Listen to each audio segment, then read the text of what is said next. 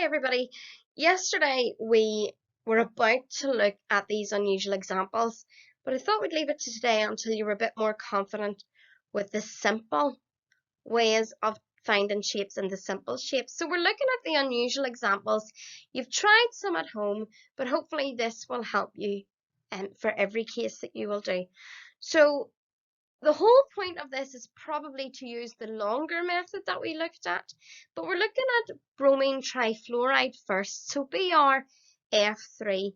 And rightly so, yesterday you told me that bromine is in group 7, so it's got 7 electrons in its outer shell. Now we're asked here for the dot and cross diagram, we're asked to name the shape and then to give an explanation of the shape.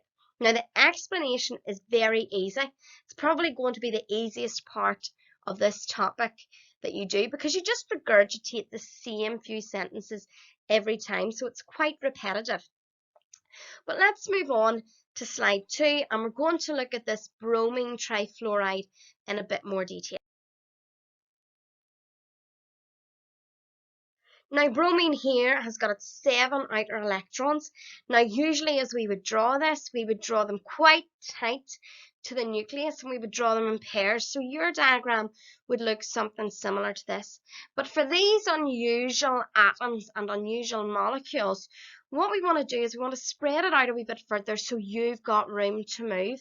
So you'll see on this next slide that I have spread these electrons out a wee bit further. Now I've still got 7, but they're spread out. Now bromine trifluoride is what we're working with. So we've got 3 fluorines which have covalently bonded. Now you will notice that bromine doesn't follow the octet rule.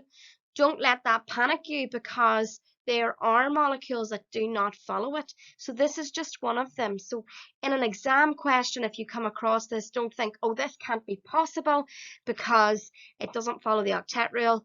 I mean, there's plenty out there that don't. So let's look at this. The first thing that happens then is we're going to put on these fluorines.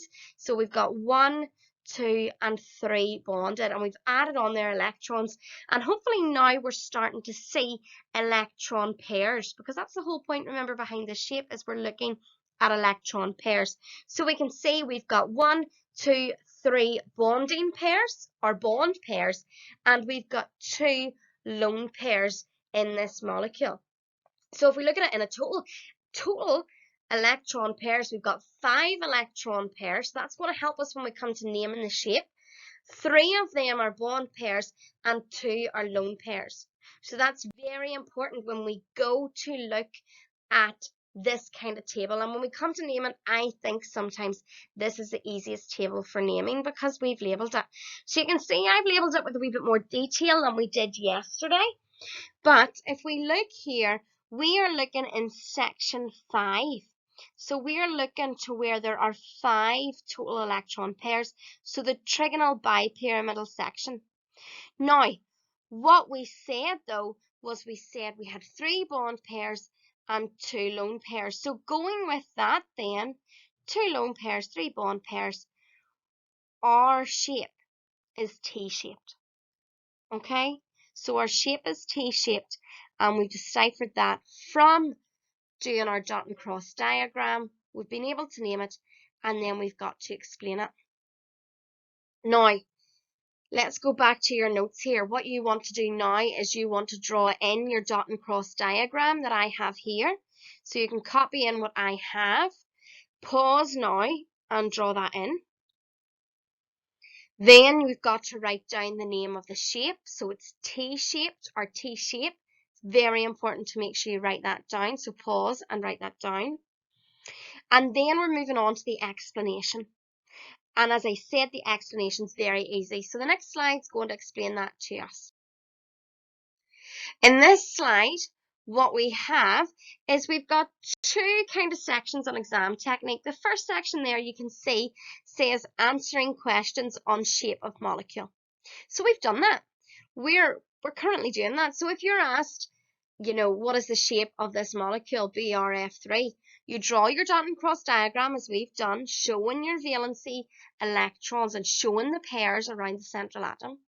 Draw the molecular shape. Now it was done for you this time. That T shape was done for you, but you would do a stick diagram to show the shape that would minimize repulsions. So just the shape. And then you would describe how the atoms are arranged. So you would name the shape and you would give its bond angle.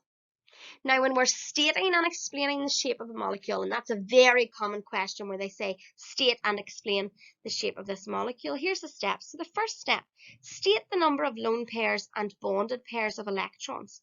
So for this example, we would say BRF3 has two lone pairs, and has 3 bonded pairs of electrons. The second sentence, state that electron pairs repel each other. So just say electron pairs repel each other. Now look at this third statement. If only bonded pairs are present, state that they repel equally. Well, in BRF3, we've got both lone pair and bonded, so we'll skip that and we'll go to step 4. If both bonded and lone pairs present, state that lone pairs repel more than bonded pairs.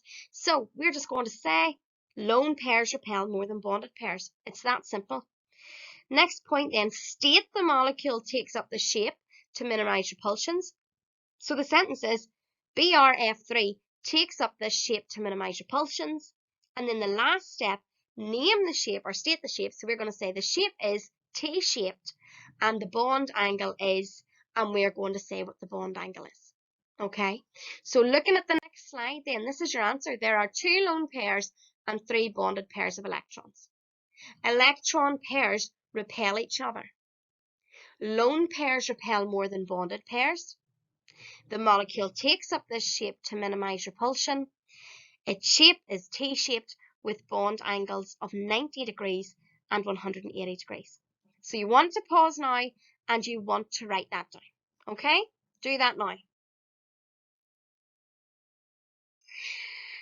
Now, we're looking at the next example. So the next example involves bromine again. So I've just started off with my 7 electrons spaced out really well around bromine. And I'm going to look at everything we have here. Now, this one's just not as simple because it's not a neutral molecule anymore. It's actually a molecular ion.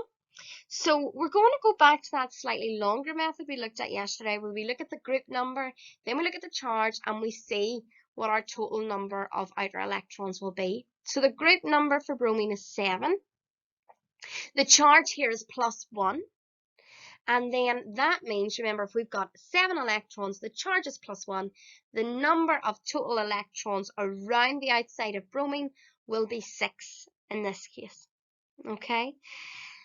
Then what we do is we look at this, we've got our 7 electrons, so look at the one I've just circled, that's number 7. He's got to go for this to be a plus ion, so we remove number 7. Okay, and then we want to add in our fluorines. So 1 fluorine here and 1 fluorine here. Those there then are our bond pairs, and then we want to circle our lone pairs. So we can see our total number of electron pairs is 4, our number of bond pairs is 2, and our number of lone pairs is 2 as well.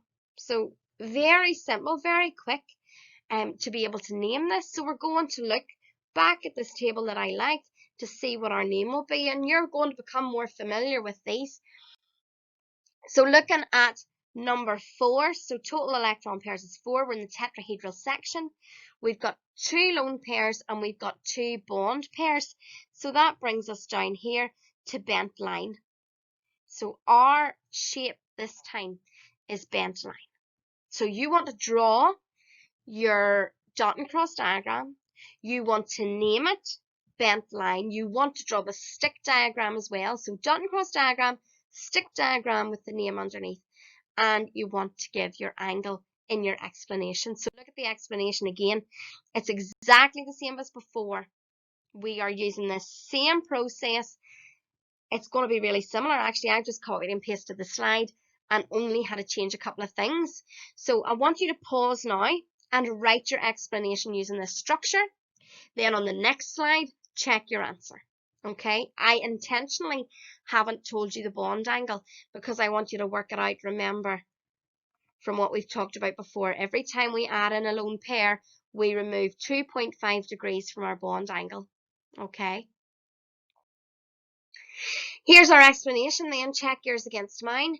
There are two lone pairs and two bonded pairs of electrons. Electron pairs repel each other. Lone pairs repel more than bonded pairs. The molecule takes up this shape to minimize repulsion, and its shape is bent line, or you could say V-shaped, or you could say bent, with bond angles of 104.5. And on to our last unusual example that I'm going through with you. We start with bromine again. So we've got our 7 electrons that we start off with, because its group number is 7. This time, though, the charge in the molecular ion is -1. So essentially what that's doing is adding another electron into the mix. So we're saying the number of outer electrons is 8, and we need to put that 8th electron in. So it's in there and it's circled in yellow, so you know that's the extra electron. The next thing we're going to do is we're going to add on our fluorines, and we've got 4 this time. So 4 fluorines added in. And then we are circling our bond pairs and then our lone pairs. So bond pairs in purple, lone pairs in red. I mean, if you haven't realized that by now, I probably should have explained that earlier. But anyway, looking on at this then, we can say that our total number of electron pairs, very easily, we've got 1, 2, 3, 4, 5, 6. 4 of them are bond pairs and 2 are lone pairs. And with that information, then we go to naming it. Same way as before, but I'm telling you, it gets very, very, very repetitive. So looking at this table, what we have then is we're looking at, sorry, I lost my train of thought there. So looking at this one, we had 6 electron pairs in total. 4 of them were bond pairs and 2 were lone pairs. So we can now make the statement that this is square planar.